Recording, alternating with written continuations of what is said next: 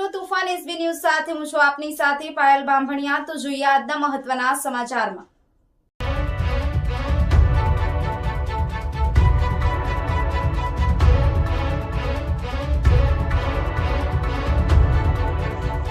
Odd શહેરમાં વિશ્વ ads દિવસે કોલેજ દ્વારા જાગૃતિ અભિયાન। આણંદના ઓડ શહેરમાં શ્રી એજ્યુકેશન સોસાયટીના મંત્રી હિતેશભાઈ પટેલના વરદ હસ્તે કોલેજ રેલીનું પ્રસ્થાન કરાવ્યું, જે ઓડ શહેરના વિવિધ વિસ્તારોમાં ફરી અને નગરપાલિકા ખાતે વિદ્યાર્થી ભાઈ બહેનોએ નાટક ભજવ્યું અને પ્રજાજનોને એડ્સની બીમારી વિશે વાકેફ કર્યા, જેમાં camps director Jayeshbhai Sania, nursing કોલેજના પ્રિન્સિપાલ તૃતિબેન સાધુ તથા શૈક્ષણિક સ્ટાફની ઉપસ્થિતિમાં આ કાર્યક્રમ કરવામાં આવ્યો।